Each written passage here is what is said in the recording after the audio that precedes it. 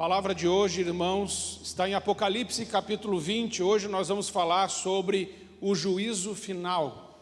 Apocalipse 20, a partir do verso 11. A palavra de Deus diz: Eu vi um grande trono branco e o que estava sentado sobre ele, de cuja presença fugiu a terra e o céu, e não se achou lugar para eles. E vi os mortos, grandes e pequenos, que estavam diante de Deus, e abriram-se os livros, e abriu-se outro livro que é o da vida. E os mortos foram julgados pelas coisas que estavam escritas nos livros, segundo as suas obras. E deu o mar os mortos que nele havia, e a morte e o inferno deram os mortos que neles havia, e foram julgados cada um segundo as suas obras. E a morte e o inferno foram lançados no lago de fogo. Esta é a segunda morte. E aquele que não foi achado, escrito no livro da vida, foi lançado no lago de fogo. Nós sabemos que o livro do Apocalipse, ele trata sobre o triunfo de Jesus e da sua igreja. Ele trata sobre a vitória do Cordeiro, Jesus Cristo, nosso Senhor, sobre todas as forças do diabo, sobre todas os principados e potestades do mal que habitam nas regiões celestes. Então o livro de Apocalipse está falando da vitória de Jesus Cristo, o Cordeiro de Deus, e da sua igreja.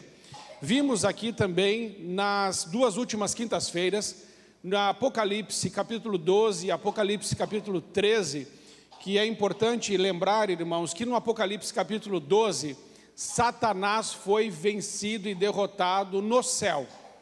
E um terço dos anjos que ele tinha convencido, a Bíblia fala uma terça parte dos anjos, que é uma terça parte das estrelas do céu, com a figura para os anjos, foi também tirada do céu juntamente com o diabo. Então o diabo foi, em Apocalipse capítulo 12, derrotado no céu e lançado na terra. E sendo lançado na terra, ele cai na terra. Jesus vai dizer isso em Lucas capítulo 10, que vê Satanás caindo como um raio. Então Satanás agora é lançado na terra e lhe resta pouco tempo, por isso ele está em grande cólera, ele está em grande ira contra os homens. Porém, o Apocalipse capítulo 12 ainda vai dizer que os homens venceram o demônio pelo poder do sangue de Jesus e pela palavra do testemunho. Pelo sangue e pela palavra, Satanás é vencido. Apocalipse capítulo 13 imediatamente vai nos falar do anticristo. O anticristo, ele vem depois do dragão. O dragão é uma figura para Satanás. Apocalipse capítulo 13 fala do anticristo. O anticristo, ele vem como um agente de Satanás, um agente do mal. O anticristo não é um governo, não é uma ideologia, não é um partido político, não é uma grande corporação. Segundo a Tessalonicenses capítulo 2, a partir do versículo 3, vai nos ensinar que o anticristo é um homem. É chamado pelo apóstolo Paulo de o filho da perdição e o filho da iniquidade, ou o homem da iniquidade. E a palavra iniquidade no grego é anomos, que significa aquele que não tem lei. No grego é negação, a palavra nomos é lei, anomos é sem lei. Então, o filho da perdição, o anticristo, é aquele que não está debaixo da lei e do governo de Deus. Ele é rebelde, ele é adversário, e ele vem para perseguir a igreja. E vem com grande poder, a Bíblia diz. E que grande poder é esse que o anticristo vem? Ele vem com um grande poder, reunindo nele a força dos 4 impérios que perseguiram a igreja, sobretudo o povo de Deus, sobretudo o império babilônico, império medo-persa, império grego e império romano. Esses 4 impérios são citados por Daniel no capítulo 7, a partir do versículo 2, onde o profeta Daniel, e diga-se, irmãos, é digno de nota que o profeta Daniel é um profeta escatológico. Então ele fala também do Apocalipse e do fim dos tempos. O profeta Daniel complementa o livro de Apocalipse. E aí ele está falando que esse anticristo vai vir na força de um homem, tendo em si mesmo a força dos maiores impérios que perseguiram a igreja, vai estar dentro de um único homem, a saber, do anticristo. E as figuras que Daniel cita são as mesmas figuras que o apóstolo João, na ilha de Pátimos, tem a visão, é levado ao céu. A mesma coisa que João vê é a mesma coisa que o profeta Daniel viu. E aí, irmãos, apareceu essa mesma figura em 2021, em Nova York, na Praça das Nações Unidas, na frente da ONU, foi colocado uma estátua, uma escultura como símbolo da paz ou guardião da paz, substituindo a pomba, que sempre foi um símbolo da paz. Agora tem um novo símbolo da paz que foi colocado lá, porém já foi retirado, mas ficou durante algum tempo, que é esse. Coloca para mim, David. Esse aí foi colocado em 2021 em Nova York, na frente da Praça das Nações Unidas, da ONU, Organização das Nações Unidas. Foi dada pelo México. E esta é a figura apocalíptica, bíblica do anticristo. Nós já vamos ver isso. Esse é um sinal, irmãos, claro, de que os tempos estão se cumprindo, a palavra de Deus está se cumprindo, e o que está em Apocalipse 13:2 é exatamente o que estava na frente da Organização das Nações Unidas, como um símbolo da paz, ou aquele que promete paz e unidade. E a Bíblia vai dizer que o anticristo vem prometendo paz e unidade, mas ela é falsa. Coloca outra tela para mim, faz favor. Na outra tela eu separei o versículo bíblico para que os irmãos possam ler e acompanhar e perceber que o que o apóstolo João está falando e Daniel estão falando é a mesma coisa. Veja só. Pois quando disserem a paz e segurança, então lhes sobrevirá repentina destruição. Então essa imagem foi colocada lá como um guardião da paz, mas o apóstolo Paulo já nos alertou que quando começarem a falar de paz e segurança, cuidado, porque a besta, e essa besta de Apocalipse 13, ela vem com a figura do leopardo, do urso, do leão e da águia, que são símbolos dos impérios que eu lhes disse, que estão em Daniel capítulo 7, Império Babilônico, Medo-Persa, Grego e Romano. Esses 4 impérios, a força desses impérios vão estar no anticristo, e a besta que via era semelhante ao leopardo, com os pés do urso, como está ali, boca como a de leão, e o dragão lhe deu o seu poder e o seu trono e grande poderio. E Daniel completa, em Daniel 7,4, as asas de águia. Então nós estamos vendo que a palavra de Deus está se cumprindo, o anticristo, se já não está, está chegando, a perseguição com a igreja está ficando cada vez mais acirrada. Hoje nós sabemos que os seminários já não estão mais ensinando teologia como deveriam. A Europa já é considerada hoje um continente pós-cristão, porque o liberalismo tomou conta dos seminários evangélicos e também de outras denominações da Europa, e não só das faculdades teológicas, mas os seminários. Então, tudo é relativo, os absolutos de Deus estão se acabando, a lei está sendo completamente relativizada, a palavra de Deus está sendo diluída e o anticristo está chegando. O lastro para a chegada do anticristo já está pronto. Já está pronto, o cenário já está pronto. É só ele aparecer. Porque na Europa hoje, cristianismo já não existe mais, irmãos. O cristianismo na Europa já foi. E daqui a pouco o cristianismo no Brasil também vai virar uma coisa do passado. Dito isso, irmãos, o que nós precisamos entender essa noite? Que o versículo 10 de Apocalipse 20 vai nos dizer que Deus vai acabar com tudo isso.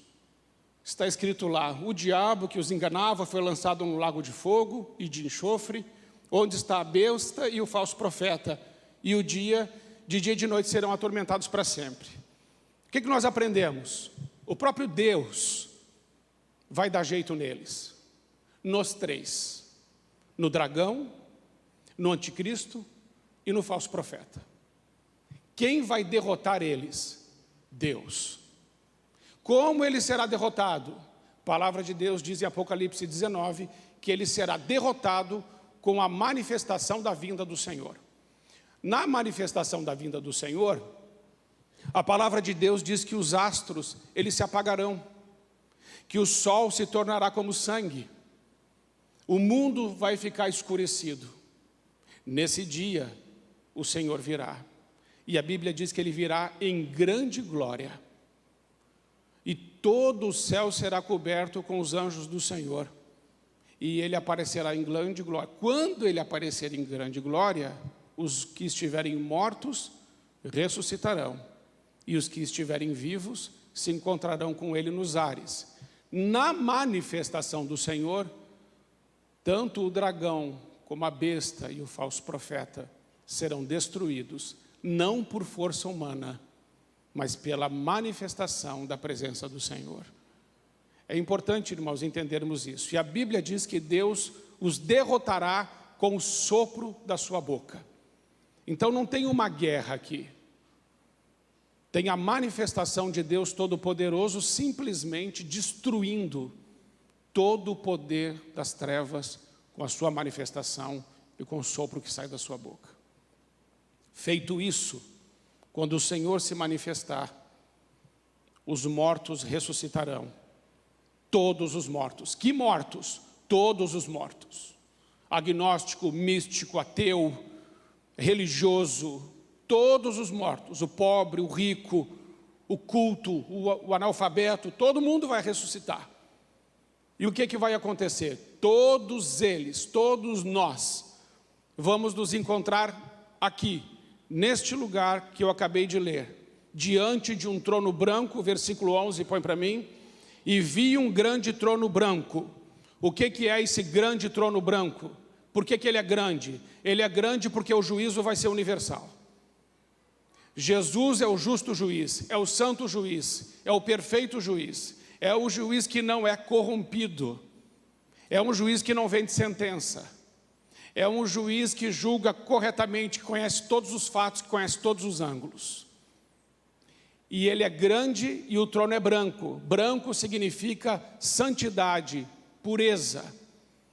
E vi um grande trono branco e o que estava assentado sobre ele, de cuja presença fugiu a terra e o céu. O que isso quer dizer? Quer dizer que tudo que não é eterno vai sumir nessa hora. O que não é eterno vai desaparecer. E não se achou lugar para eles. E vi os mortos, grandes e pequenos, e estavam diante de Deus. Todos nós, irmãos, estaremos diante de Deus. A palavra de Deus diz que nós estaremos lá, de pé, esperando o juízo de Deus. Quem não aceitou Jesus como seu advogado, poderá ter e terá certamente Jesus como seu juiz. Atos 17:31. Porquanto tem determinado um dia em que com justiça há de julgar o mundo, por meio do homem que destinou. E disso deu certeza a todos, ressuscitando dentre os mortos. João 5:22 diz, e também o Pai ninguém julga, mas deu ao Filho todo o juízo. Jesus é juiz, mas a palavra de Deus diz em 1 João 2:1 que ele é advogado.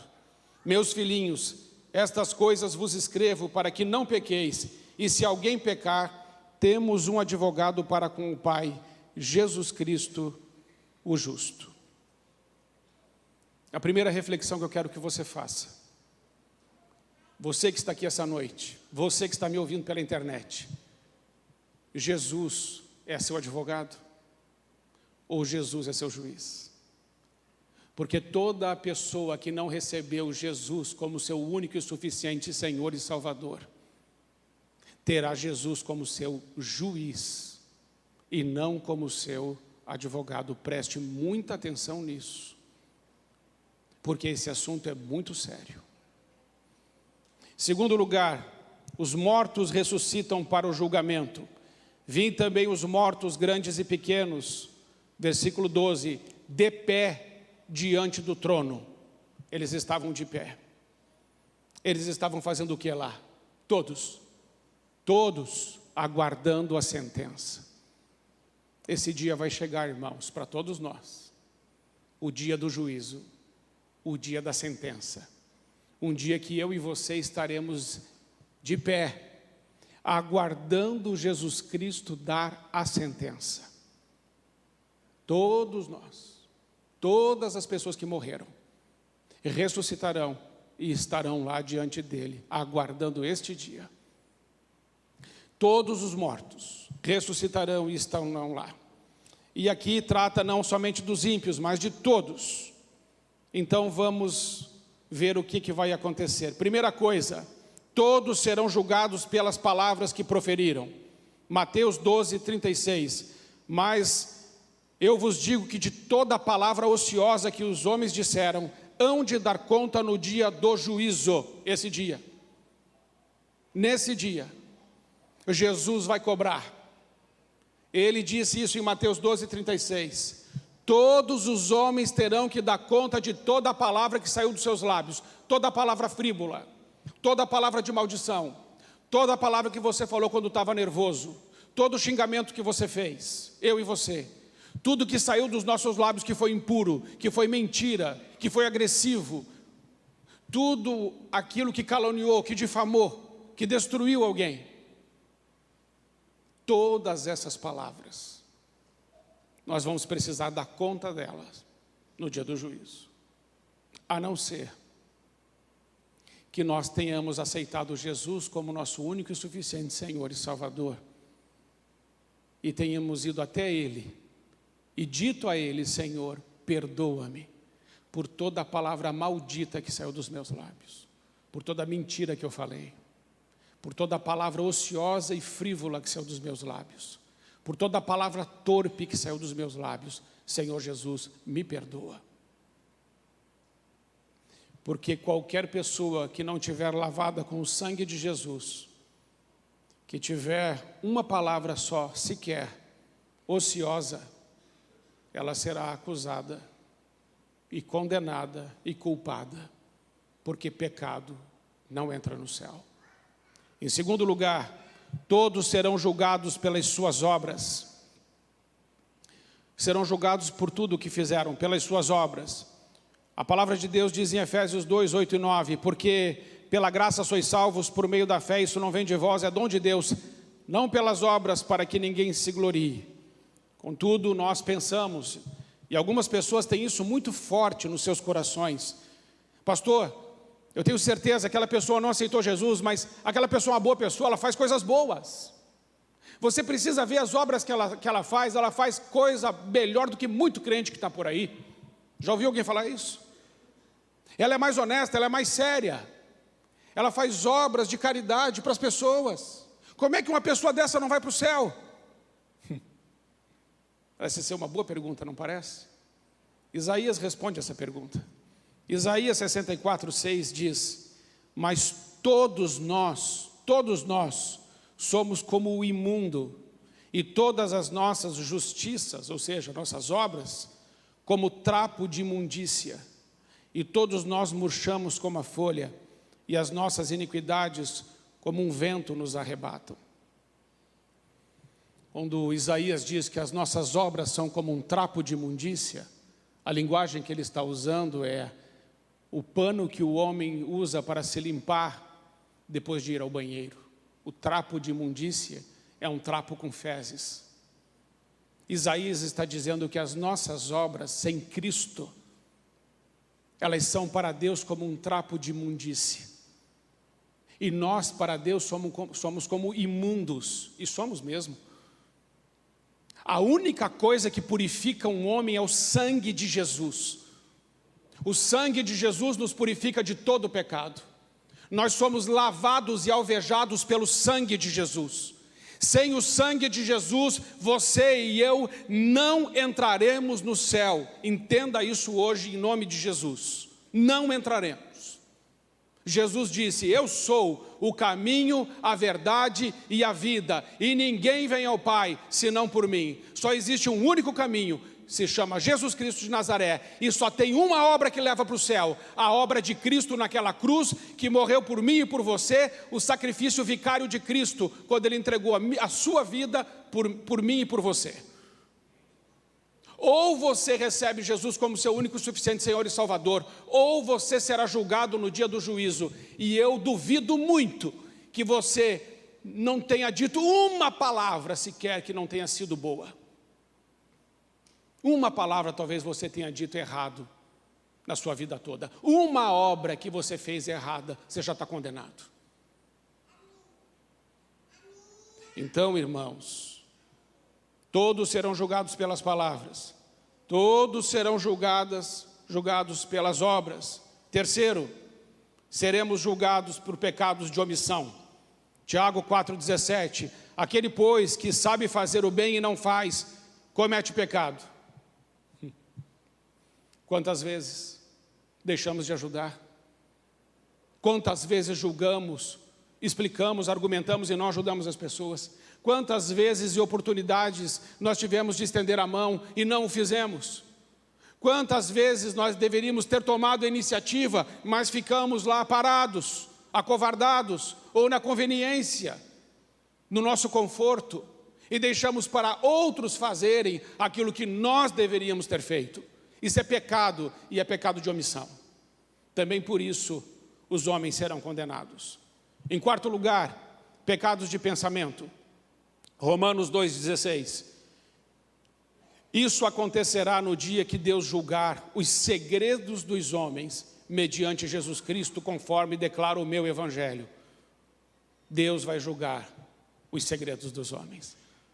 Meus irmãos, sabe aquela coisa que só você sabe que você fez? Aquilo que ninguém sabe que você fez? Pois é, Deus sabe. Sabe os seus segredos, Ele conhece. E no dia do juízo, os seus segredos vão ser colocados na tela. É melhor, irmãos, a gente começar a confessar agora do que esperar esse dia. É melhor a gente começar a colocar tudo diante de Deus hoje, enquanto ainda dá tempo. Ah, pastor, o senhor está me colocando medo. Eu espero que você fique morrendo de medo. Porque eu tenho. Você acha que eu não tenho medo de Deus? Irmãos, você tem noção de quem nós estamos falando aqui? De alguém que derrota todo o inferno com o sopro da sua boca? De alguém que é Deus, que se manifestasse aqui agora, todos nós morreríamos imediatamente, na hora. A gente fala, Senhor, deixe-me ver tua glória, nós não sabemos o que estamos dizendo. Se nós víssemos a glória de Deus, cairíamos todos mortos. Nenhum ser vivo pode suportar a glória dele. Deveríamos ter mais medo de Deus. Claro que nós devemos amá-lo, mas devemos ter medo também. Eu me lembro quando eu era pequeno, eu desrespeitei a professora e o meu pai disse, não desrespeite a professora, porque senão você vai ter que se ver comigo. E a professora falou assim, eu vou falar para o seu pai. Sabe como é que eu voltei para casa? Chorando, já fui chorando, já saí da escola chorando. Você acha que eu estava sentindo medo ou não? Eu estava morrendo de medo. Aí você fala assim, não, mas ele não é seu pai? Ele é, mas ele falou que se eu fizesse, a gente ia conversar de perto. Mas a gente olha para Deus e pensa que Ele é nosso amiguinho. Ele é juiz, irmãos. Ele não vai deixar passar nada. Ele não tem o culpado por inocente, e nem o inocente por culpado. Ele vai julgar retamente. Cuidado com a sua vida espiritual. E cuidado com a forma que você se aproxima daquele que é santo, santo, santo e todo-poderoso. Porque nesse dia, irmãos, não haverá recursos para nós, a não ser o sangue de Jesus. Terceiro, versículo 15. Se o nome de alguém não foi encontrado no livro da vida, este foi lançado no lago de fogo. Podemos ler de outro jeito. Se o nome foi encontrado no livro da vida, não foi lançado no lago de fogo. E olha o que Jesus vai dizer lá em Lucas 10:20. Mas não vos alegreis porque vos sujeitam os espíritos, alegrai-vos antes por estarem os vossos nomes escritos nos céus. Irmãos, não temos garantia nenhuma de que porque você tem o nome aqui na ata da igreja, ou seu nome arrolado nos livros desta igreja, que você vai para o céu. Isso não é garantia nenhuma. O seu nome precisa estar escrito no livro da vida. E esse teu nome escrito lá é escrito com sangue de Jesus Cristo. Se o teu nome não estiver no livro da vida, você vai ser julgado pelas suas obras. E se você for julgado pelas suas obras, você está frito na farofa. Não vai ter como você passar. Ninguém entra no céu por obras, porque ninguém consegue cumprir toda a lei. Está escrito em Tiago 2,10, porque qualquer que quebrar, que guardar toda a lei e tropeçar num só ponto, tornou-se culpado de todos. Um erro e acabou. A lei, irmãos, ela é uma bênção. A lei é boa, a lei é santa, a lei é justa, a lei é espiritual e a lei é eterna. Mas a lei faz uma coisa, ela revela o nosso pecado. A única pessoa que cumpriu toda a lei se chama Jesus Cristo de Nazaré.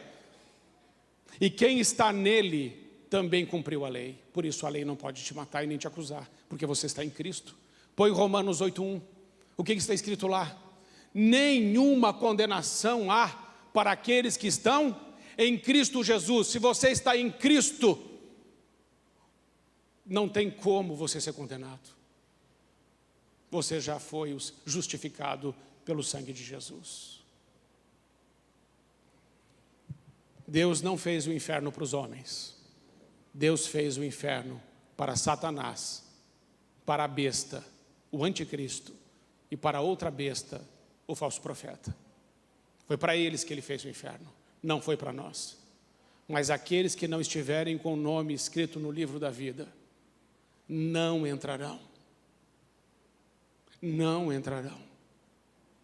E que mensagem difícil de pregar. Mas eu não posso deixar de lhes dizer a verdade, irmãos. Você precisa ouvir a verdade. Ou você recebe Jesus como seu único e suficiente Senhor e Salvador, ou você, quando morrer, vai ter uma surpresa muito desagradável. Muito desagradável. Existem pessoas que talvez aqui nessa noite tenham dúvidas da sua salvação.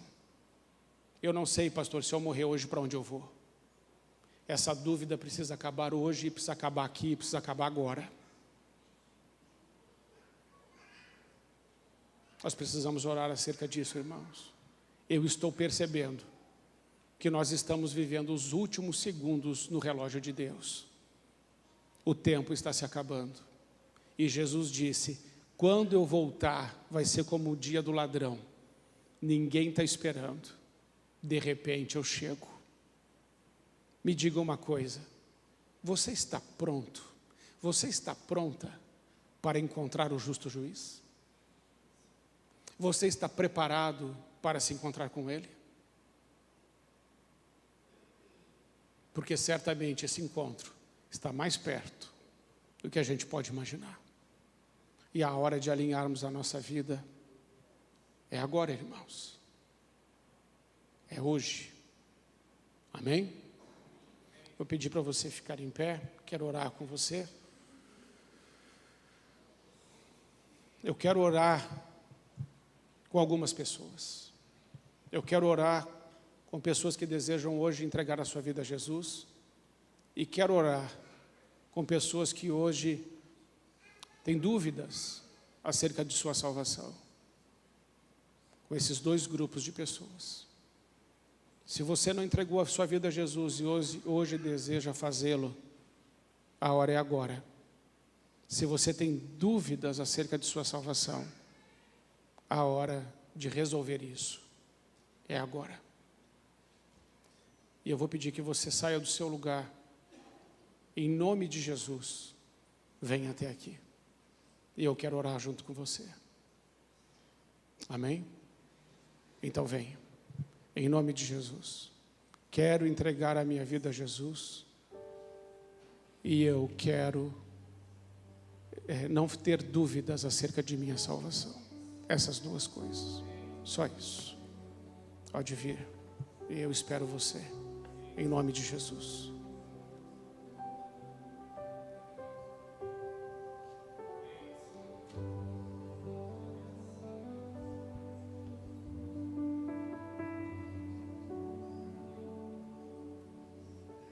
Se o Espírito Santo falou com você, não resista. Venha. A oportunidade é agora, irmãos. É hoje. Você não tem controle do amanhã. Não fique argumentando na sua mente. Se o Espírito Santo falou com você, em nome de Jesus, venha.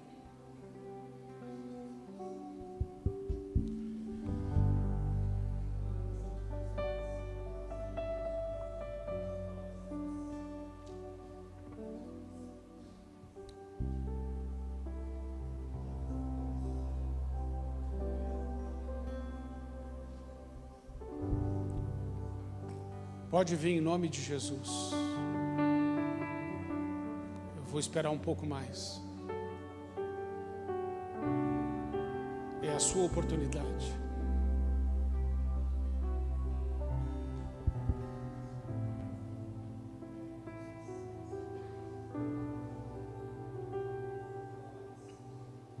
Mais alguém? Pode vir, eu espero. Esse é o tempo da graça, irmãos. Ainda estamos nele, louvado seja Deus. Mas ele não vai durar para sempre. A palavra de Deus diz: quando você ouvir a voz de Deus, não endureça o seu coração.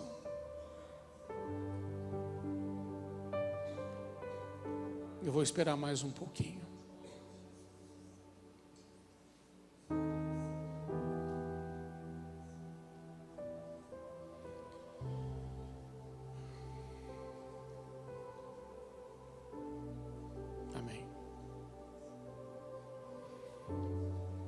Meus amados que estão aqui na frente, olhem para mim. Se alguém ainda quiser vir nesse meio tempo, a janela da graça de Deus está aberta. Olhem bem para mim e ouçam. Se vocês confessarem hoje, como eu vou falar, a Jesus Cristo, e ouvirem com atenção, e colocarem os corações de vocês no Senhor, hoje, o nome de vocês é escrito no livro da vida hoje, agora. Diga assim: Senhor Jesus, eu te recebo, Senhor, no meu coração, como meu Senhor e como meu Salvador. Cobre-me agora com o teu sangue, o sangue da aliança eterna. Eu entrego o meu espírito nas tuas mãos. Senhor Jesus, eu pertenço a ti. Fica comigo. Eu sei que quando eu morrer, a morte não poderá me deter, porque o Senhor se levantou e me levantará naquele dia, em nome de Jesus. Amém. Agora prestem muita atenção. Quem confessa o Senhor Jesus Cristo passa da morte para a vida. Vocês passaram da morte para a vida, das trevas para a luz, do desespero para a esperança, da dúvida para a fé, da tristeza para a alegria, do ódio para o amor e, sobretudo, da orfandade para serem chamados filhos de Deus. E vou dizer mais a vocês: um filho nunca mais deixa de ser filho. O filho é filho para sempre. Mas pastor, e se eu fizer coisas erradas, eu vou para o inferno? Não. Se você fizer coisas erradas, você vai ficar triste, porque o Espírito Santo que está dentro de você, porque Ele está aí agora, porque todos os que aceitam Jesus, na mesma hora, o Espírito Santo entra, porque quem recebe Jesus é lavado pelo sangue dele, e o Espírito Santo só habita em ambiente puro e santo. Portanto, você é puro e santo, pura e santa, porque o sangue de Jesus está sobre sua vida. E se você fizer alguma coisa errada, você tem um advogado, Jesus Cristo o justo. E se você confessar o seu pecado a Ele, Ele é fiel e justo para te perdoar de todo o pecado e te purificar de toda injustiça. Vocês não estão sozinhos, não mais. O Senhor está com vocês. E está escrito em Romanos 8 assim, é muito lindo isso, diz assim, que nem a vida e nem a morte, nem os anjos e nem os demônios, nem a altura, nem a profundidade, nem o presente, nem o porvir,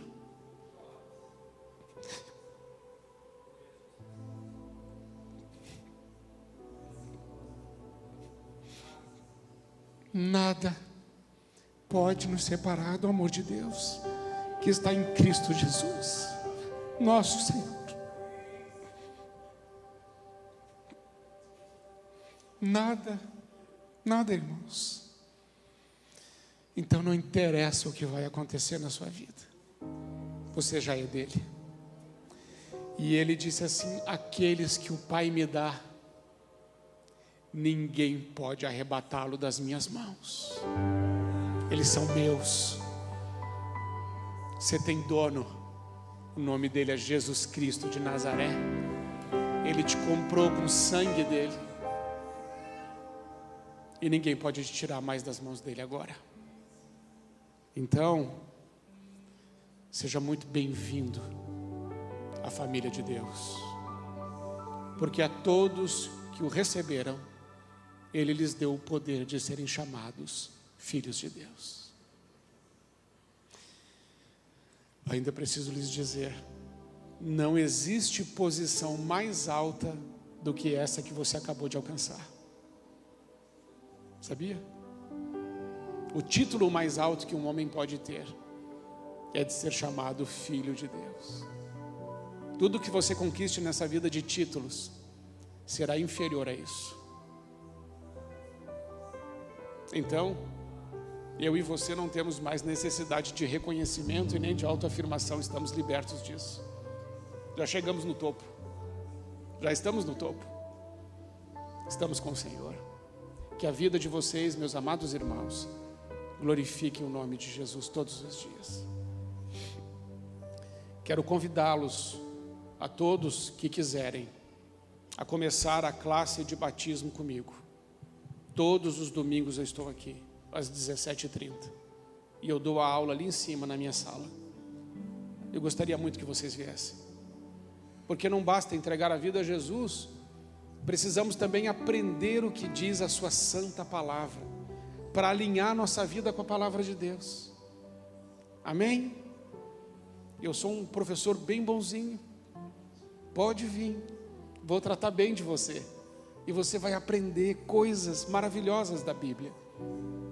Gostaria muito de tê-los vocês, todos vocês na classe, caso queiram, caso possam. Eu estarei aqui todos os domingos. Eu ia tirar férias da classe, não vou mais, Deus não deixa. Mas eu estou tão feliz essa noite por causa de vocês, tão feliz. Eu vou dormir bem por vê-los aqui. Louvado seja Deus pela vida dos irmãos. Amém?